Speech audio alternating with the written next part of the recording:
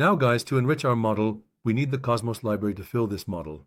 The Cosmos library is a material library that exists within SketchUp data.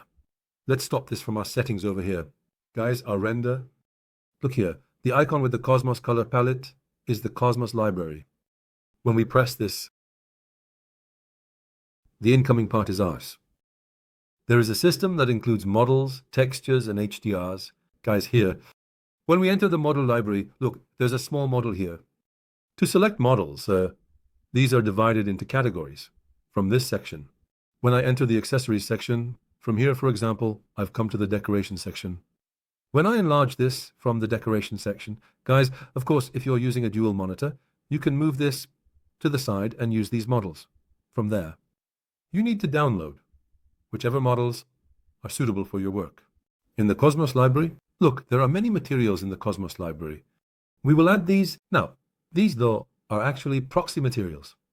What does proxy material mean? Proxy materials being numerous in the scene. As entities doesn't really mean much. It's not expressing because they don't look like this. It looks like this in the render. Normally, in the render, the model appears white. For example, let's use a model like this. Look, I'm pressing down. Press the arrow key. 716, 763, and 100 have also dropped. And I want to import this. Look, I pressed it. Okay, look at the direction it came, and I placed it here.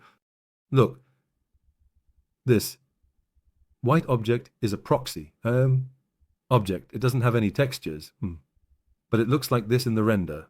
Our TV unit place, guys, let's see if there's a TV unit. Let's say LCD TV. Let's write LCD. Let's say TV or... Look, there's one. Let's get a TV and place it there. Guys, look.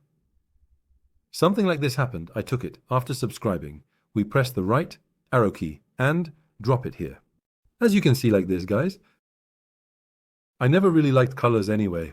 I want to change these colors. Look, I think a wooden part was thrown from here to there. I'm removing this and I came here like this.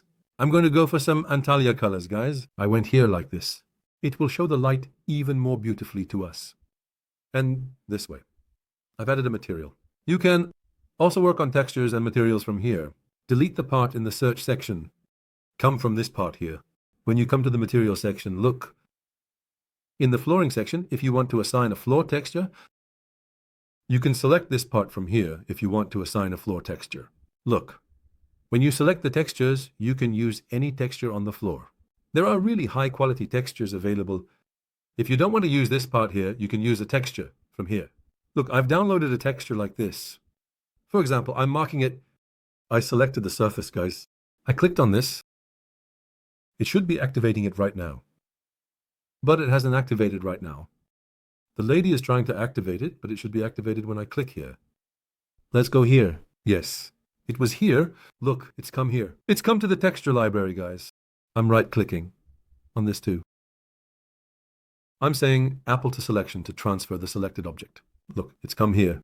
I said Apple to selection, and it has transferred it here. All the settings have come here, guys.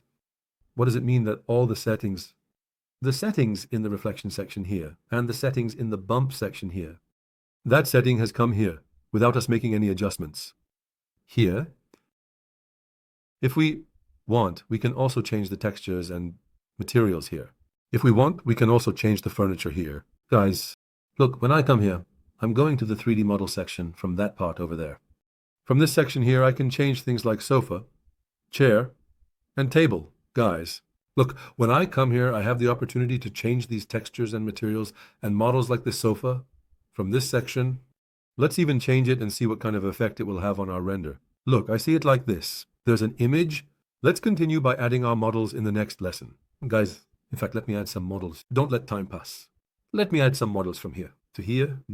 And let's all take a look at what the image will look like in the render section.